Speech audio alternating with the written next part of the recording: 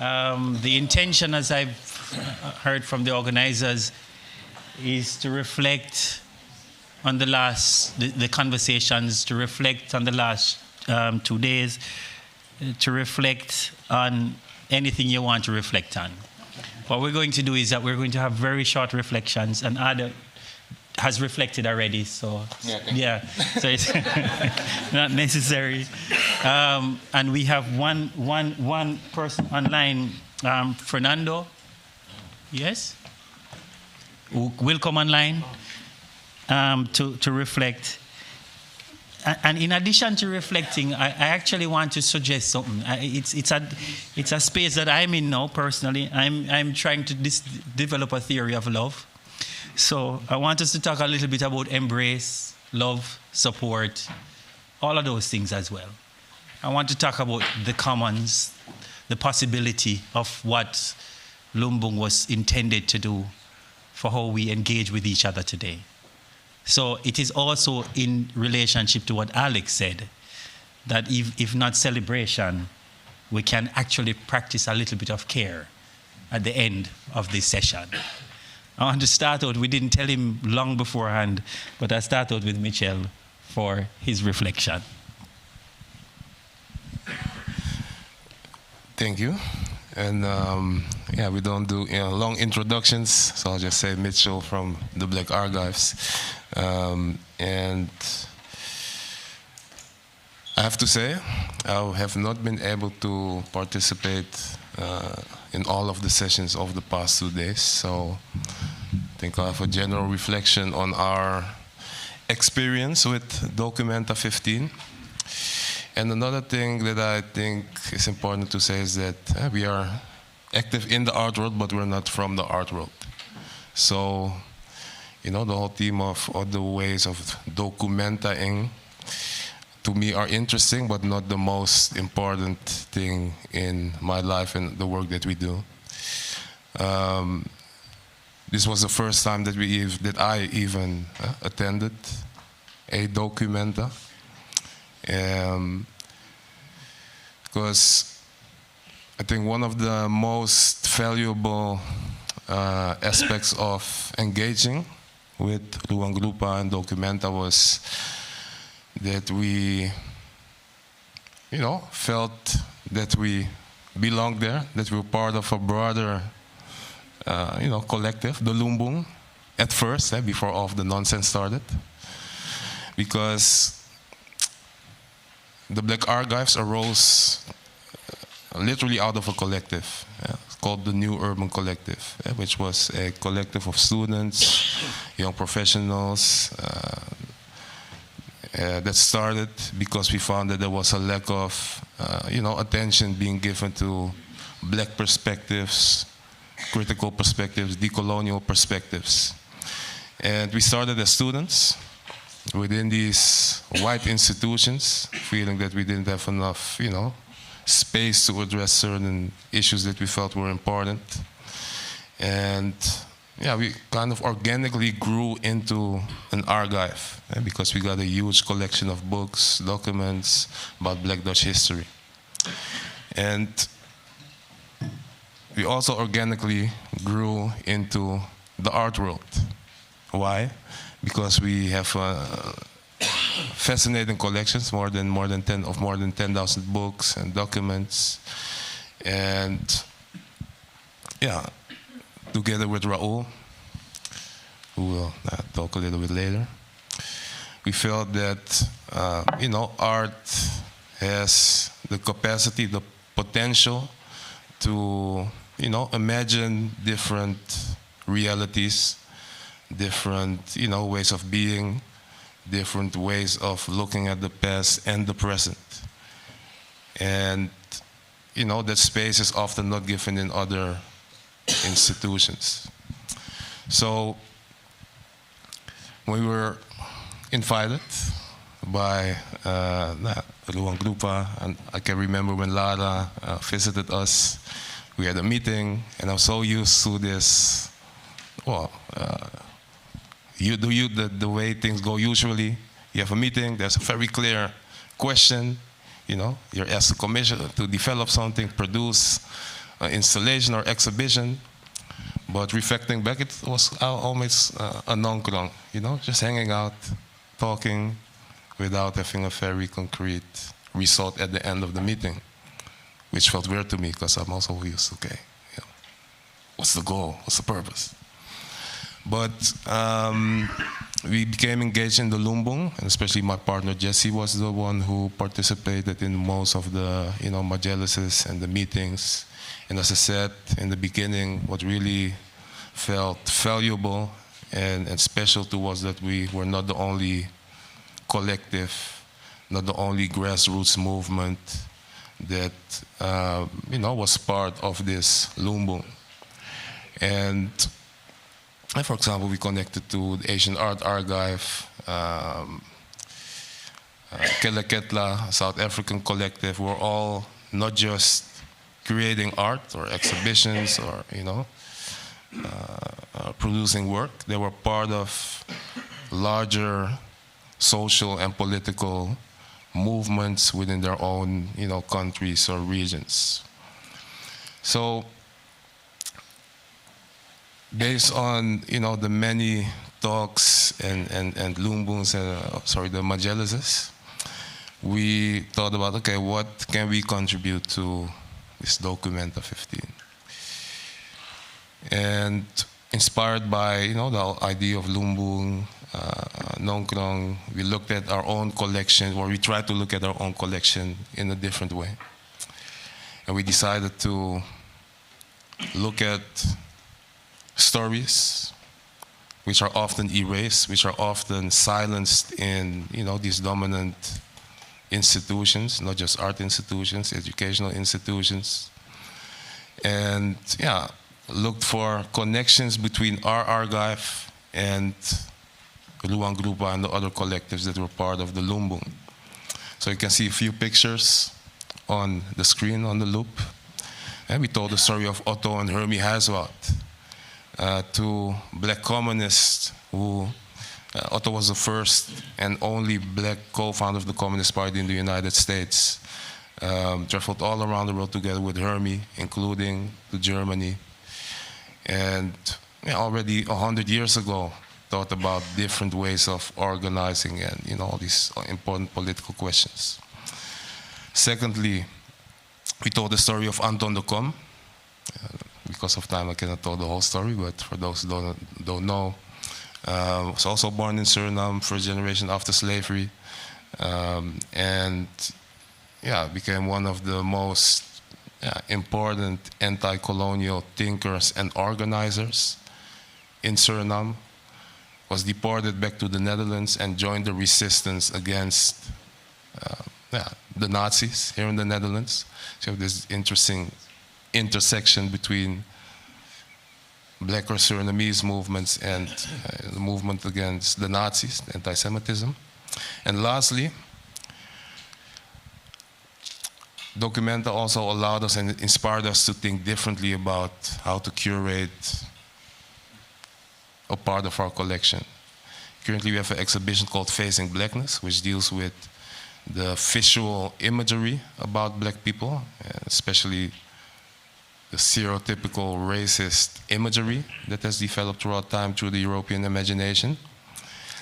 And we looked at the intersections between the Dutch racial imagery and the German or even broader international imagery. So here you see a picture of a drawing made by Peter Skamper. Peter Skamper was an anthropologist. He literally worked right here across the corner on the Newmarkt, dissecting people, including the remains of people who were brought here from former colonies. And based on that work, all kinds of racist theories were developed. And what we found out was that Kamper was in touch with another pseudoscientific thinker called Simmering. And Simmering did similar work in Kassel, dissecting people, dissecting African bodies, and developing extremely racist theories. So we found it such an interesting, fascinating coincidence that literally a few minutes from the Frit School, this had happened, this history. And we found it, imperative to tell this story right there at that place, because it's also something that is often erased and not, not talked about. So, okay, I'll wrap it up.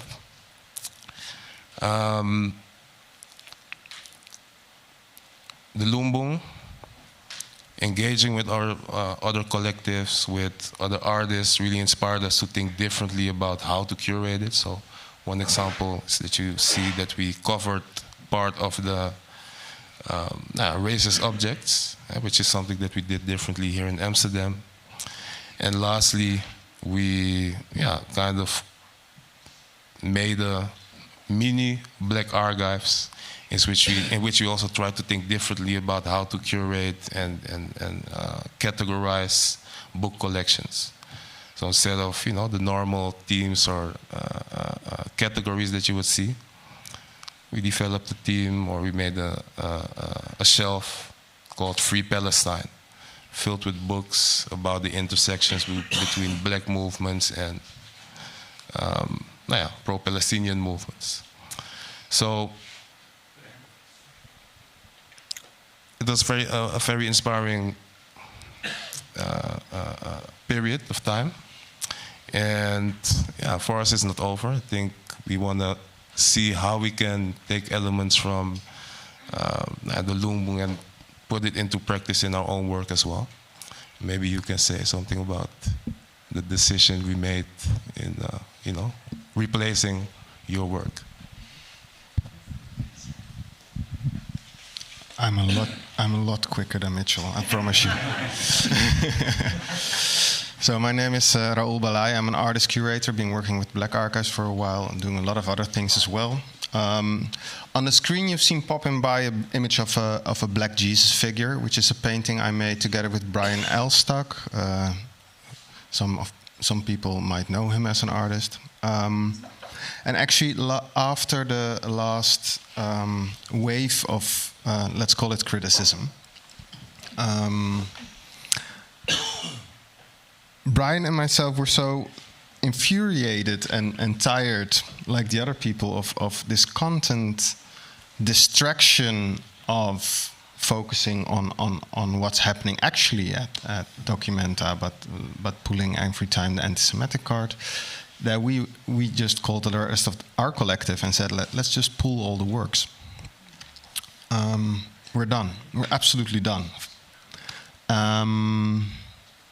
And also in a way of how we work, like talking to each other about what should be done. We had an open discussion about it, and everyone was like, well, we don't want to be in the same lineage of Hito Styrel, because that's not the person you want to align with. So can't you come up with another solution? So I don't know if the other image is also in the loop, but we decided to pull only Black Jesus, since he is called the King of the Jews in the Bible. That seemed like a logical thing to do, and a humorous thing to do also in our point of view, and replace it with a statement text about why we replaced them. And there's something important to me and Brian as well in doing that, because we think that the conversation we're having here and that's been had in newspapers is really relevant and has to be had, but it's also a really specific conversation for a specific audience. And we think it's really necessary to have like a physical object there that shows also visitors that don't engage with these kind of conversations, that there's something wrong there. And I'm really happy we did that. And we had almost only good responses, except for one person who was there when I removed the painting, who said, "You cannot do that, otherwise the children cannot see it." Which doesn't make any sense to me. It felt a bit like a Sinterklaas discussion. And people try to hack my Instagram account, but that's about all the negativity we got. So it's been a weird experience and a frustrating one, also from a distance. And I think it's, to me as an artist, most amazing that if you look at what Taring Padi has done and how they criticize Indonesian government, that you cannot do that within Germany, apparently, about another state, but they accept this about the Indonesian state. So that says enough, I think. I don't think you have to add up to that.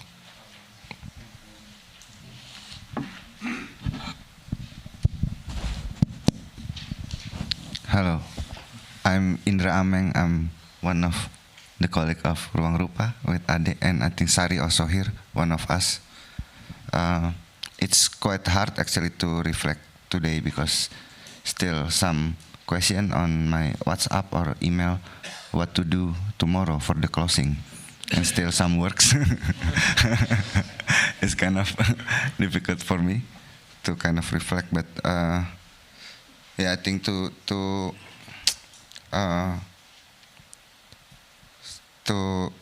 think again about how we practicing this lumbung in this documenta to bring this practice to meet other model and to meet other practice that similar. Basically, what I feel is personally is because we come up from a bottom-up initiative. We work on the ground. I mean, and this is because we don't have things. That's why we need others to support, to help, to share. And I think this is basically also what happened actually during the preparation, also during the 100 days when we're in a majlis, we talk about other context, other history, other struggles, and we learn from others, and we get input and knowledge from others. And in the practical level, it's also we meet every day because I don't know if you see in Documenta 15, like in the opening week, we already have like 240 programs or activities, huge actually. So every time we kind of stand by, oh, okay, what happened? What needs something? Who needs something? And it's always create kind of an environment when everyone needs it, other helps. Practically, like for example, who got speakers? Because underground we don't also have quite big kind of supporting system in real. So it's underground is quite organic. That's why like one example how this lumbung practice and with different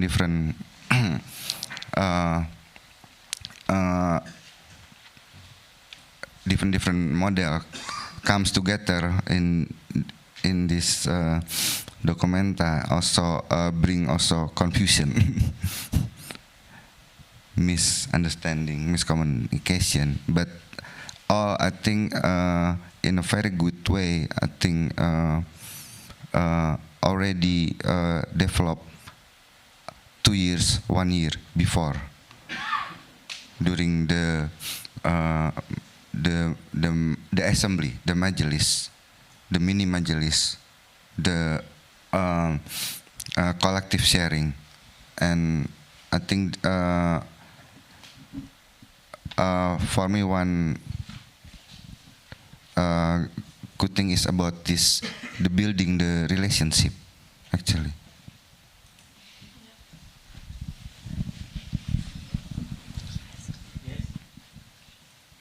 Yeah, Fernando is online.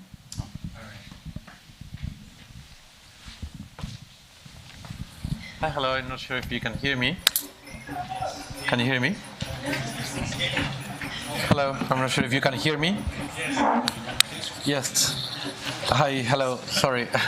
I'm very sorry also for not being there and be together with all the friends. But I we did wanted to take a moment to join efforts to be together with the other Lumbung members in this moment of reflection after the 100 days. And actually, these days we are running a session of the Inland Academy. That's why we cannot be there. And I'm sorry also because nor Amélie or Begoña or any of the women in Inland can be speaking now. But what I wanted to transmit is that Inland Academy, for example, has been possible thanks to Documenta and to the generosity of what Lumbung has brought to many of us, artists and practitioners that have been facing the ways in which contemporary art unfolds in other documentas, in other biennales, and so on. I agree with Ade when he was saying that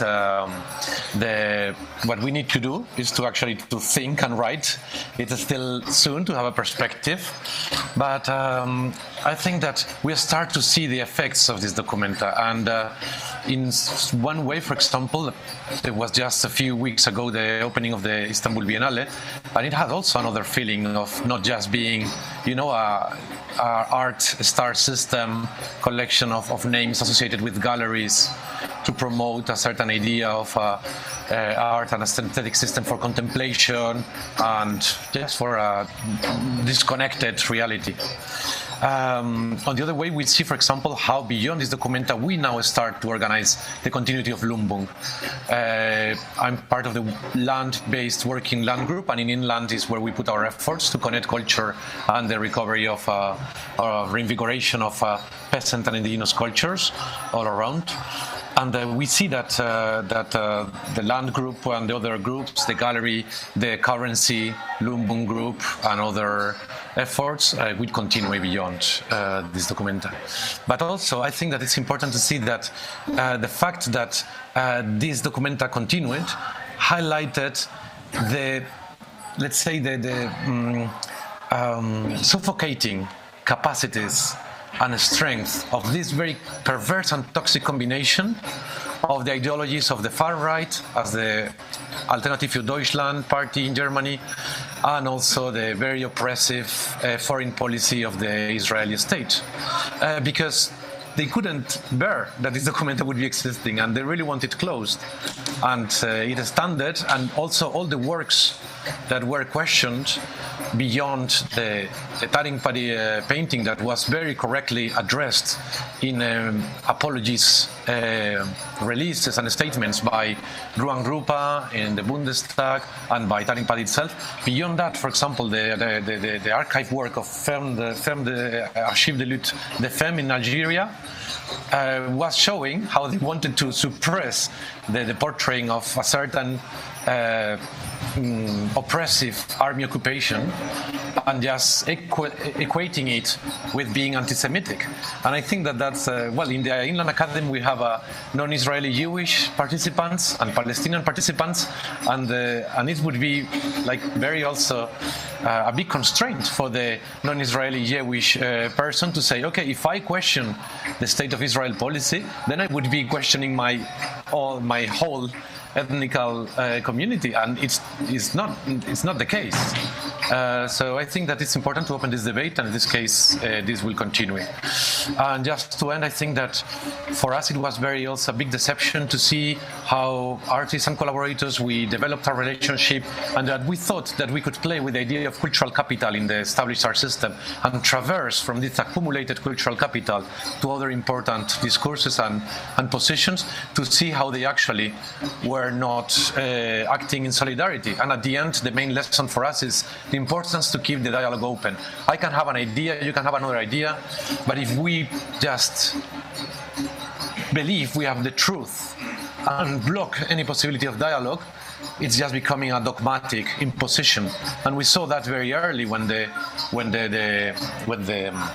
proposal to have We Have to Talk seminar was cancelled, and some artists and some others were just withdrawing as a sort of I would say even coward and paternalistic way to say, I don't have nothing to talk with you.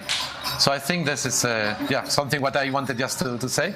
And just to end, when some people were saying, let's finish this documenta because this documenta or any documenta represents their system, why we haven't seen these attacks against the Venice Biennale? That is a really obsolete and terrible notion of nation states pavilions with a classist structure.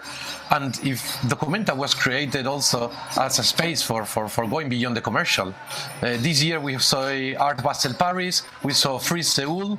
So if we lose documenta as a space for artists like Joseph Beuys when he was supporting the Green Party to say things otherwise, we will just end up with the monopoly of art fairs all around the world. Thank you.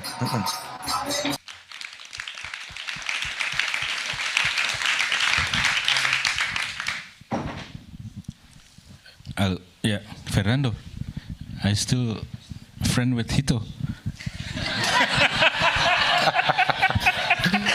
Well, apparently the work is being exhibited in Austria now. We just knew from the news. So we still have to have any conversation. Hey, I wanna, when you said, thank you, Fernando. When you said embrace, I was like, suddenly I remember, you know, like a month after the opening, with all this crazy stuff happening, I tried to have a break, but it doesn't really happen. So come back to Jakarta, and then I met, I think he's still here, Simon, aka Gentong, and he's just like all friends in Jakarta, of course, like really watching us from distance. They're worried also. The concerts they support as well, and so on. I can see how when I come to good school, for example, like their face different. You know, like it's different greetings, different atmosphere. And one friend actually, we start to just like have a chat, and then he said like, you know, actually there is no word of anti in Indonesian, in Bahasa. And so it's like, yes, you're right, but then how? And like, and he said like, yeah, because we embrace. Oh, nice. And I said like, yeah, but why or how? Like, and he go on again. He said like, maybe because we are a coastal culture, because we are archipelago. Okay, but we have war. We have word for war. We have word. But yeah, it's thinking about that as well in cosmological way. I mean like our language it's not really binary. It's not. There's no gender. There is no timeline, linear timeline. There is no past feature, and so on. So it's. I was thinking actually about hosting, you know, like how a guest, we are coming from a culture that a guest is actually a gift. So we celebrate the guest. While the big difference is actually we are in a place where a guest is actually a threat. So that's also one of the things that we sort of trying as well. I think Lumbung is actually also a lot about hosting because it's nongkrong. It's saying out that's how resources being shared and talking about institution today, how capable of institution can be generous, can be a host within such a different culture or even system. So yeah, I was going that way. Sometimes I have it's something to do also how is like one culture or one society seeing the differences, not only diversity but also the differences, the others, and so on. You know, like being host and being, but I think like threat also has a lot to do with with resources. I always say that collective practice, it's actually something that, because it takes time, it takes space, it takes resources, energy, and one in our contemporary life, it's actually we cannot afford, because now we are dealing with efficiency, which is again invented by a certain way of value and also way of thinking that let's having a vote, but actually we can congregate, we can converse, and so on. You know, that's why I said about scale and time and space. It's like really something that might crash in the exploitative or extracting modes that we have now. And exhibition events, it's really also about that. So that's why it's like really very much a big crash in that particular point. So I was just like thinking really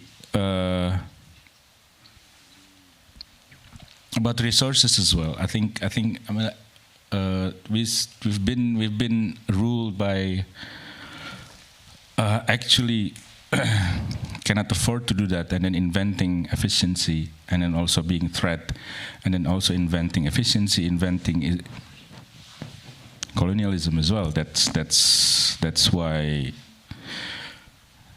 Europeans are all over the place, because resources as well. And now we're actually talking about resources. So this is something that we have to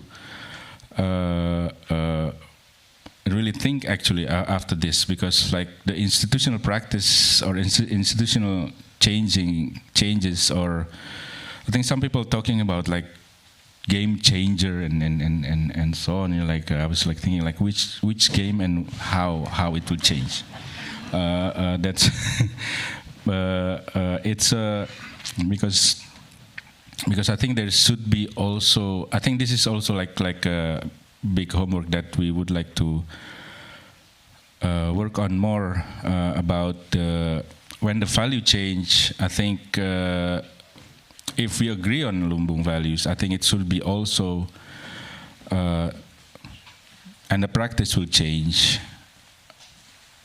but it should also change the currency, because this is our economic model, because this is one thing that I think it should be cracked and should be solved as well, because otherwise if it's, I don't think the institution will change without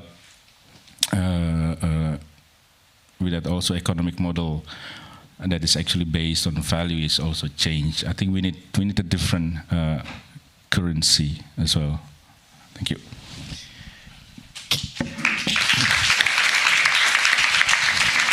It was actually my intention to ask Ade to speak after the questions, and no, I didn't do that. Sorry, but actually, to be honest with you, I want to suggest that the last word is already said. Yes. I want to suggest that we can stop now, that we've talked enough. I want to, yeah. So I just want to thank you on behalf of the organizers, and if there are people to thank, you probably would have to do that yourself, because I don't know who they are. And so let us just now say thank you all. Thanks, Frame or Framed, and let's go home and or be together. Thank you.